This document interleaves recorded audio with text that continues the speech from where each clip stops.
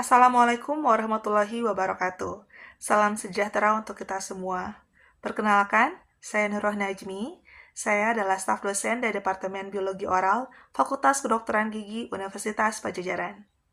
Saya adalah dosen tetap dengan jabatan akademik lektor dan telah mengampu beberapa mata kuliah. Salah satunya adalah untuk blok biomedik atau basic science, terutama di patologi anatomi atau patologi mulut maksulofasial.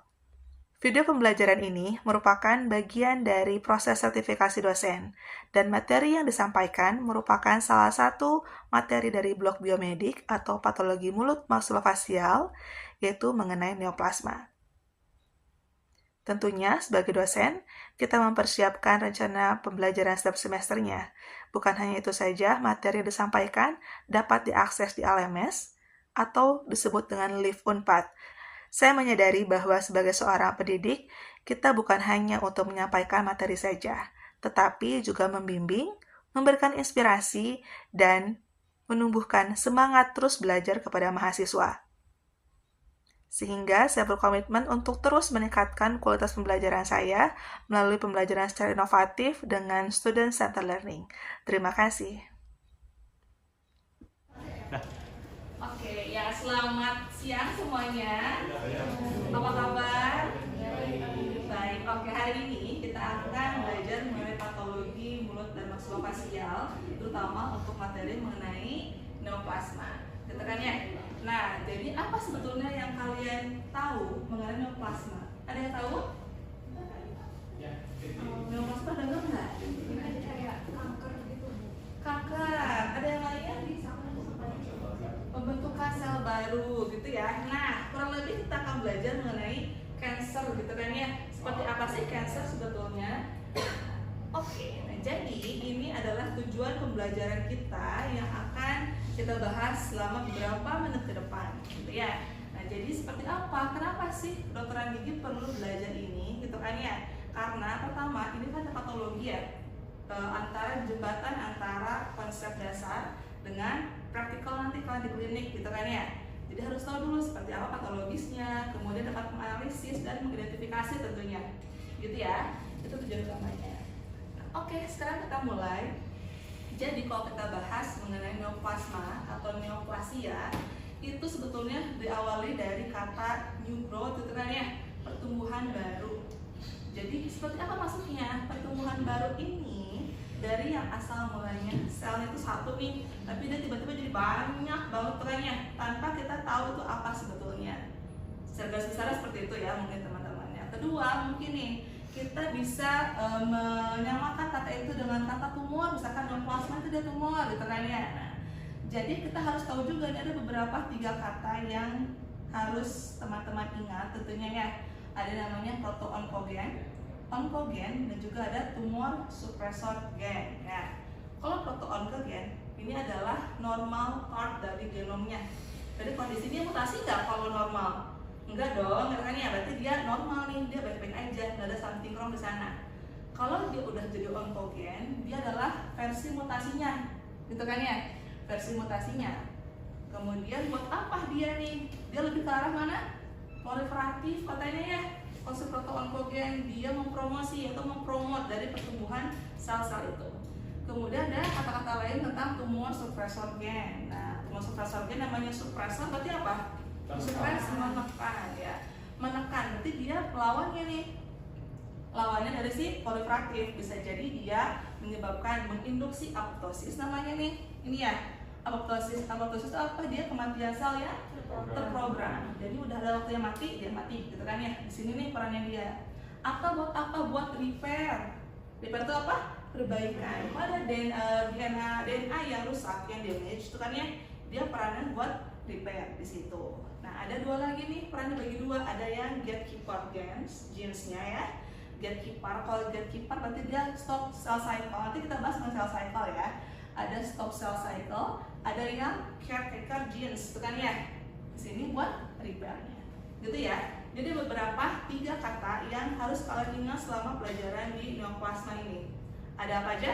Proto-oncogen, oncogen, dan juga tumor suppressor gen. Gitu ya. Kalau ada yang kurang paham boleh raise hand. Selanjutnya kita akan mengenai nomenklatur atau klasifikasi dari kanker. Nah, untuk tumor atau kanker ini awalnya kita mungkin kalian pernah dengar tumor jinak, tumor ganas, benign sama malignan. Jadi kalau dia itu bedanya apa sih benign sebetulnya dari segi dia itu invasifnya, pertumbuhannya cepat atau enggak gitu kan ya, itu secara garis besarnya. Nah ternyata kalau kita klasifikasikan, nomenklaturkan, dia itu bisa dari berdasarkan jaringan mana yang sumbernya terbentuknya gitu kan ya. Nah yang pertama nih, misalkan kalian kan waktu itu belajar nih di basic science yang anatomi gitu kan ya, ada kan tentang pertumbuhan sel, ada yang ectoderm, endoderm sama mesoderm. Kalau ecto itu di luar, di dalam, di luarnya lapisannya. Kalau yang meso, kalau endo, nah itu sebenarnya ya bedain dulu tuh yang ini secara embryonic originnya. Kemudian differentiation stage-nya, dia dari epithelial atau epitel kan ya. Epitel ada berapa macam jenisnya? Ada apa aja? Kuboid, terus silindris sama squamous atau pipih gitu kan ya. Dia tinggal tuh dia di histologinya. Atau dia jadi non epitel, berarti selain dari epitel yang tadi sama mix gitu kan ya. Dan dari behaviornya dia langsung bina atau malignan. Nah, contoh deh ya, saya ambil contoh misalkan kita dari berdasarkan origin embryoniknya. Di sini ada ecto, endo sama mesoderm. Yang sering kalian dengar mengenai adalah squamous cell carcinoma gitu kan ya. Ini kalau malignan nih, binatang dia papilloma gitu kan ya, atau dari skin kulit dia juga bisa gitu. Kita bandingkan sama yang epitel lain. Ini kan epitel ya, hasil yang non epitel. Kalau non epitel misalkan contoh dari tulang, ada bone tulang, ada osteoma sama osteosarcoma. Bedanya apa? Kalau yang di epithelial dia kebanyakan namanya adalah ketika malignan karsinoma. Kalau di sini adalah ketika malignan sarkoma. Gitu ya. Itu ada beberapa penamaan atau klasifikasi dari benign maupun malignan. Oke. Nah, sekarang gimana sih epidemiologinya? Jadi kanker itu sebetulnya dia bukan suatu disease yang berdiri sendiri, teman-teman ya. Tapi banyak faktornya. Bukan hanya faktor genetik. Ingat, kalau genetik itu dia bermutasi nggak mungkin sendirian. Otomatis ada dari mana-mana nih faktor lainnya. Pertama misalkan dari age, usianya, ya kan ya. Tapi tidak menutup kemungkinan yang usia muda juga ada nggak? Ada, gitu kan ya. Kemudian dari apa lagi? Lingkungannya. Biasanya lingkungan tuh, lingkungan ini dalam artian paparan. Misalkan seseorang bekerja di yang radiasi tinggi, otomatis meningkatkan faktor resiko nggak? Meningkatkan, gitu kan ya. Kemudian dia sering terpapar paparan karsinogenik atau ada agen infeksius, gitu kan ya. Nih, ada smoking, alkohol, diet adalah pola makan, itu bisa berpengaruh. Kalau yang infeksius agen contohnya apa? Penyakit yang dia itu bisa menyebabkan kanker tapi agennya itu adalah infeksius katanya.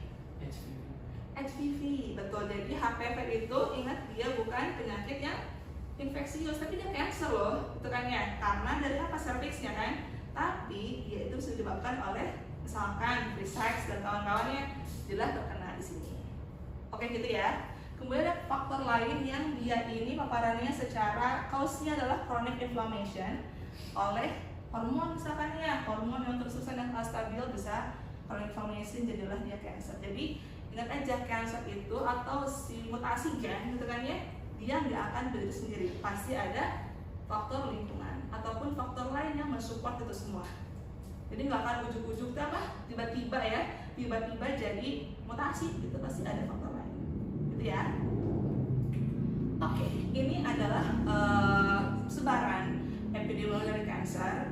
Yang ini female, itu adalah male. Dimana kalau yang female itu paling banyak most common cancernya adalah di breast cancer yang pink, ini kan ya, yang pink nih. Nah, rata-rata nih saya udah berusia 30, teman saya udah ada 3 atau 4 yang kena breast cancer, gitu kan ya. Berarti kan sudah banyak juga usia 30-an yang terkena, gitu kan ya. Nah kemudian kalau laki-laki apa yang biru? Prostat. Prostat itu bisa diawali dari waktu itu 2 minggu lalu kita belajar mengenai hiperplasia ya. yang prostat cancer adaptasi sel, betul? Pernah kan ya adaptasi sel? Dia tuh prostatnya membesar si sel-selnya. Tapi kalau dia enggak ganas, dia bisa sembuh. Kalau dia berlanjut, berarti kan ya berkembang jadi prostat cancer. Gitu ya, teman-teman. Jadi ini paling banyak di breast cancer, kemudian cervix, mungkin dia jadi HPV dan kawan-kawan gitu. Kemudian kalau dengan pria apa banyaknya? Lung ya, selain prostat adalah lung. Paru-paru mungkin karena faktor rokok gitu ya. Perempuan ada nggak ada, berarti di lahir ini oleh apa nih? Asia di sini ya. Gitu. Itu mungkin tentang epidemiologi dari kanker ya, atau sebarannya seperti apa. Oke, ini untuk negaranya. Jadi Indonesia itu juga lumayan banyak nih, di tengah-tengah. Kalau yang atas kebanyakan negara yang sudah maju ya, Amerika dan kan dengan negara maju biasanya dia sudah berkurang penyakit infeksiusnya ya, berarti lebih banyak ke penyakit non-infeksius. Ini adalah penyebab kanker. Tadi yang kita bahas sebelumnya ada yang karsinogen gitu kan ya, agennya bisa jadi chemical, radiation, apalagi tadi virus kan ya, itu bisa, atau dari dietnya makanannya, alkohol. Ingat alkohol juga gak akan tiba-tiba jadi kanker dong, enggak ya. Pertama jadi apa dulu kalau misalkan kebanyakan minum alkohol? Hatinya jadi apa? Ada apa perubahan sel di hati? Fatty liver, ada perlemakan dulu gitu kan ya. Nah lambat laun kalau dia pola hidupnya berubah, nggak olahraga, tetap kan ya ada swelling, jadi kuning dan kawan-kawan, jadilah dia berkembang kemungkinan jadi ini, gitu ya. Jadi nggak ujuk-ujuk tiba-tiba jadi kanker gitu. Ini alkohol, tobacco-nya ada, makanan, aktivitas ya, terutama nih pola hidup. Ingat pokoknya kalau mutasi gen itu dia nggak akan berdiri sendiri, pasti ada faktor lain. Oke, ini ada namanya hallmarks of cancer. Hallmarks of cancer ini dia karakter-karakter di mana kanker ini biasa dijadikan sebagai golongan adalah ganas, gitu kan ya. Nah, cancer ini ada berapa nih? Kita mulai ada 1, 2, 3, 4, 5, 6, 7, 8, 9, 10. Yang pertama, tentunya kanker ini dia adalah replikatif immortality ya. Immortal berarti selnya terus bertambah gitu kan ya. Dia nggak bisa stop, gitu. Terus aja dia membelah diri gitu. Kesan bertambah terus. Yang kedua adalah tumor promoting inflammation. Jadi dia ada pembengkakan, jadi ya ada bengkak nih gede, ada kemerahan dan kawan-kawan. Kemudian ada aktivasi dari invasi dan metastasis, misalkan dari organnya, dari breast cancer tadi, dari breast dan kemana-mana bisa, tidak sudah bermetastasis. Kemudian ada inducing angiogenesis. Apa itu angiogenesis? Pembuluh darah baru, berarti pembentukan pembuluh darah baru. Fungsinya untuk apa? Nutrisi gitu kan ya. Jadi si kanker ini namanya sel itu kan ya, dia kan butuh nutrition tuh, makanya dia perlu yang namanya pembuluh darah baru tuh terbentuk, jadi mengalir tuh di sini ada. Kemudian ada instability and mutation. Nah, di sini nih ada mutasi sama genomnya nggak stabil. Ya, genom nggak stabil itu sudah membelah dia nih. Mutasinya nih, kalau mutasi ingatnya tadi salah satu faktornya adalah si P53. Nanti kita bahas di cell cycle ya, tentunya ada. Kemudian resisting cell death nih, dia menghindari kematian sel. Jadi namanya apoptosis, dia akan menghindari itu lewat-lewat aja. Itu kan ya, karena pengen terus replikatif immortal itu tadi ya. Kemudian ada deregulasi selularnya seperti apa. Nah di sini dia itu ada perubahan dari metabolisme selnya ya. Kebanyakan sel-sel itu dia apa, metabolismenya banyak ya, dari mulai glikolisis, Krebs dan kawan-kawan, tapi dia akan prioritinya di glikolisis nih kebanyakannya gitu. Kemudian ada proliferative signaling di sini dan bergabung dengan suppressor di sini ada. Jadi terus membelah karena banyak sinyal-sinyal untuk membelah tadi selnya, gitu ya. Itu adalah hallmarks of cancer yang harus kalian pahami ketika cancer ini dari mulai jinak menjadi ganas gitu ya. Oke. Nah sekarang kita lihat nih bagaimana peran cell cycle dalam P53. Oke, sebelumnya mungkin saya akan nge-review sedikit di pelajaran biologi sel kalian. Kalau di biologi sel kan normalnya ya, normal sel itu kamu ada si siklus selnya, nih siklus sel. Siklus sel itu waktu SMA kamu belajarnya apa? Ini adalah fase interface ya. interfase kan? Ini fase apa? Mitotik, betul? Nah, mitotik berarti kebanyakan interfase-nya dong, ya kan ya? Interfase ini tentunya sekarang sudah dipecah-pecah lagi nih teman-teman. Si interfase ini dia ada tahapannya. Yang pertama adalah G1 gitu kan ya, G1, S sama G2. Di sini baru dia ada fase mitotiknya. Gitu ya. Nah, si G1, S sama G2, di antara G1 sama S ini ada break-nya dulu. Tuh kan ya. Di sini juga sama nih. Dia menuju ke arah mitotiknya juga ada fase poinnya dulu. Nah, kalau di gambar ini mungkin tadi ada G0, G1 sama S, ada checkpoint ya. Ada checkpoint dulu sebelum ke S. Di sini checkpoint. Checkpoint di sini ada. Kemudian ada si sintesis G2. Ada checkpointnya enggak? Checkpoint di sini nih ketika dia mau ke pembelahan sel mitotiknya. Di sini ya, ada namanya checkpoint. Checkpoint untuk apa sih? Jadi kalau kamu jalan-jalan, jalan tolnya panjang banget, perlu istirahat enggak? Perlu, takutnya ada banyak kempes, lapar dan kawan-kawan ya. Di sini nih ngecek-ngeceknya. Sama nih ketika dia mau menuju ke pembelahan mitotik itu apa sebelumnya? Ingat nggak? Mitotik itu ada apa aja? Itu loh yang mana? Profase. Apa di awalnya yang pertama? Profase. Terus? Telur yang mana? Meta, terus ana, kalau itu kan ya. Nah, dari mulai 1 itu kan ya, 2 terpisah itu kan ya, sampai dia benar-benar 2 sel itu di sini ya, teman-teman ya, remember ya. Nah, di G1 sama S. Nah, sekarang kita balik ke sini. Ada nih. Jadi misalkan si sel itu dia memasuki fase yang G0 di sini kan ya, fase yang pertama. Dia itu akan bergerak menuju fase sintetik. Di sini kalau misalkan sel-sel itu mengalami kerusakan, dia harus di-repair, perbaikan. Oleh siapa namanya? Oleh P53. Perbaikan apa sih Bu Najmi? Jadi kalau kalian ingat lagi, sel itu kan ada yang ATGC ya. ATGC itu apa? Basa nitrogen basi ya, basa nitrogen. Nah, basa nitrogen ini misalkan urutannya dia tuh kan misalkan nih ATG, CGC gitu kan ya, diterjemahkan kan yang harusnya dia ini GCG, dia salah nih, dia menjadi GGG gitu kan. Berarti harus dibenerin nggak? Harus dibetulinnya tahap ini nih, di sini semua.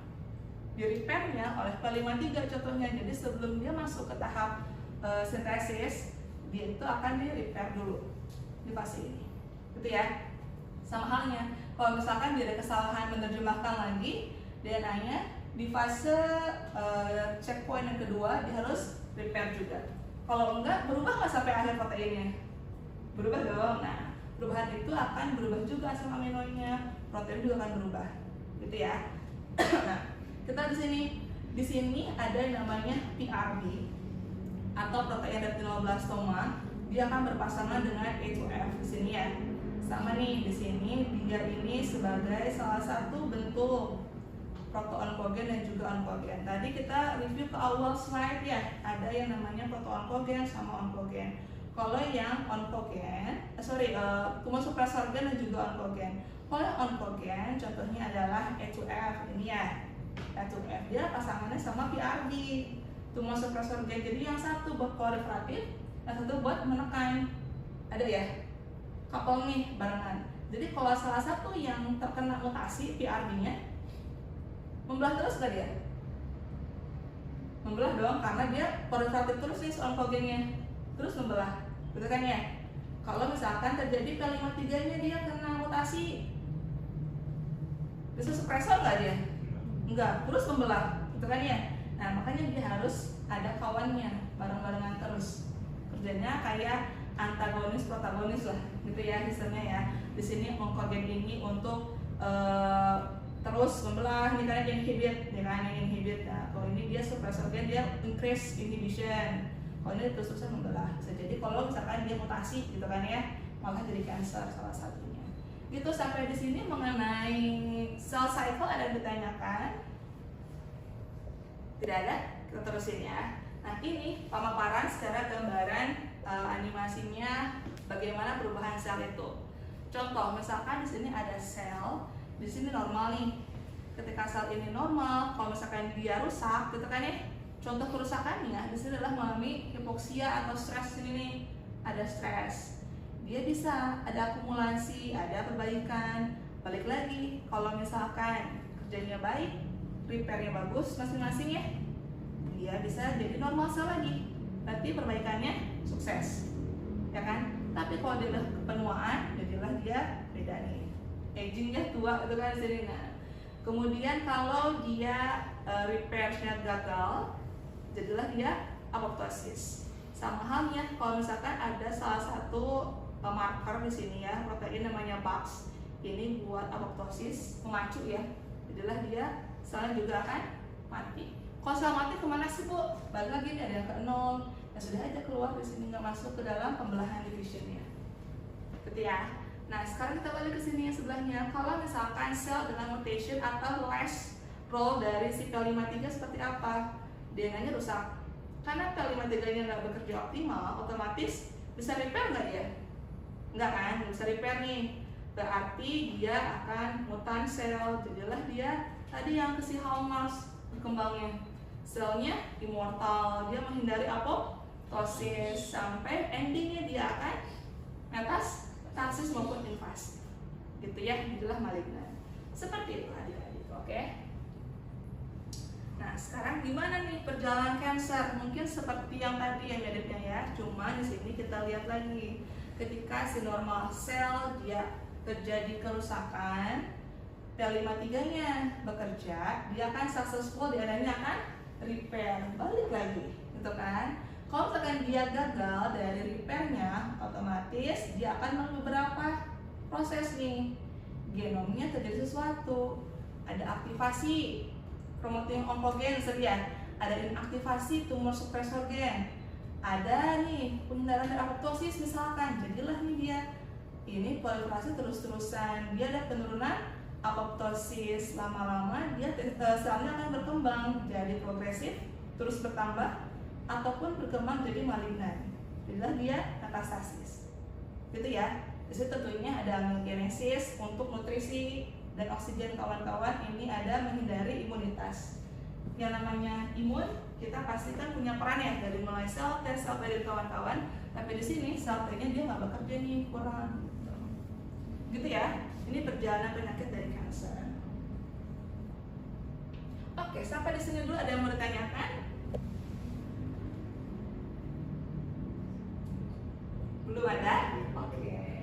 Selanjutnya kita mengenai definisi oral cancer ya. Tadi kan secara garis besar cancer itu seperti apa. Kalau ini oral cancer berarti dimana include kanker ada di mulut dan juga di mana? Kerongkongan tuh kan ya, tenggorokan kawan-kawan, semua ada lidah, kemudian mouth, gum, dan semua itu area rongga mulut itu masuknya kepada oral cancernya. Di sini ada namanya OPMD, oral potentially malignant disorder. Apa itu? Kalau dari kalimatnya deh, ada yang paham nggak? Potentially malignant disorder, ada yang bisa? Boleh Nabil? Mungkin kalau dilihat dari teksnya itu ada precancerous di sini, mungkin lesi yang menandakan atau lesi yang berpotensi untuk menjadi kanker gitu. Ya betul. Jadi ini seperti penanda ya, sebelum jadi dia makin jauh gitu kan ya, semakin parah. Tantanya apa dulu nih, apakah dia berpotensi jadi malignan atau tidak, gitu kan ya. Ini mungkin bisa jadi menekan kasus yang lebih parah gitu kan ya teman-teman ya, seperti yang di ini tuh kita ngelihat pada precanceration sama precancer condition kayak gitu. Ini adalah potential malignant disordernya dari mulai HPV tadi mungkin ya ke cervix, kemudian genetik susceptibility-nya seperti apa. Kebanyakan sih dia tobacco sama alkohol ya, karena minum. Kalau HPV karena cervix dan juga dari seksual, hubungan seksual juga bisa, sama exposure itu juga bisa, sama candida. Candida ini dia relatifnya sama yang HPV ya, lebih ke seksual masing-masing pasien itu sendiri, seperti itu. ini perkembangannya dari mulai normal cell. Jadi teman-teman bisa menggambarkan, membayangkan patogenesisnya yang tadi yang awal ya. Kalau ada skemanya, kalau ada perubahan selnya, normal cell, gitu kan ya. Hiperplasia, ada ingat hiperplasia apa? Hiperplasia? Hiperplasia apa, Rial? Ukuran atau jumlah hiperplasia? Jumlah, berarti jumlahnya nambah nggak? Nambah. Ada displasia, berubah lihat selnya. Beda nggak? Jadi apa tuh displasia? Masih ingat?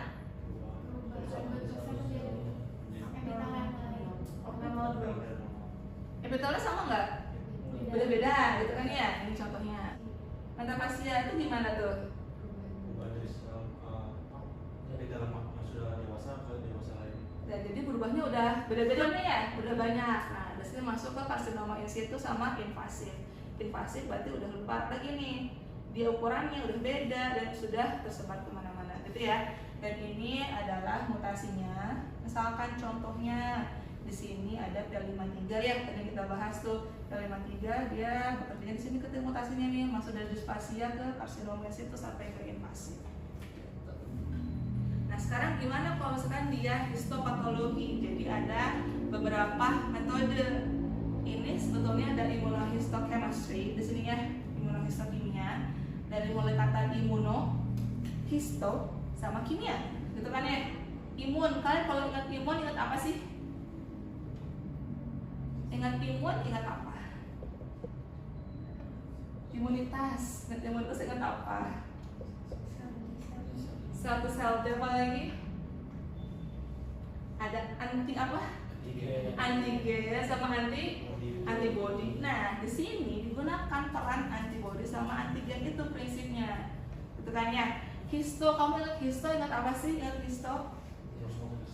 Jaringan ya. Jaringan warnanya apa biasanya kalau kamu cek di histo itu di mikroskop? Penguping gitu kan ya, biru dan kawan-kawan. Nah, itu kan pakai pewarnaan hematoksilin LC namanya HE ya. Itu pakai HE pewarnaan ini. HE, tapi IHC ini warnanya nggak akan pink biru, dia akan jadi coklat karena ada reaksi dari imun tadi. Saya hapus dulu. Oke, sekian untuk penjelasan mengenai neoplasma. Ada yang ditanyakan? Saya mau Ya, boleh, ambil. PMD. Nah, mungkin kan kalau yang udah saya baca itu PMD di oral cancer itu ada dua buah dari dia sama leukopenia. Kalau itu kira-kira bedanya apa? Bedanya dia antara leukoplakia sama eritroplakia. Oke, kalau leukoplakia berarti warnanya dia keputihan ya, putih-putih gitu warnanya. Bisa dihapus nggak sih sebetulnya? Enggak dong, nggak bisa ya, dia bisa dihapus tuh. Kemudian kalau yang eritroplakia dia warnanya merah dan dia lebih beresiko untuk lebih tinggi beresikonya untuk ke arah malignan. Seperti itu sih. Kalau dari sini penampakannya ya, lidah itu kan kelihatannya bisa ya. Nah itu salah satu contoh dari OPMD antara leukoplakia sama eritroplakia. Gitu ya, ada lagi tanyakan? Tidak ada? Oke, mungkin sekian untuk pertemuan hari ini mengenai neoplasma. Terima kasih banyak. Jadi untuk neoplasma itu ada yang perubahannya dari yang malignan atau dari benign dulu? Benign dulu ya, dari jinak dulu dia akan berubah menjadi malignan. Dan jangan lupa untuk diingat tentang si hallmarks of cancer tadi, karena dia adalah ciri-ciri dari menuju ke arah malignan di cancernya ya.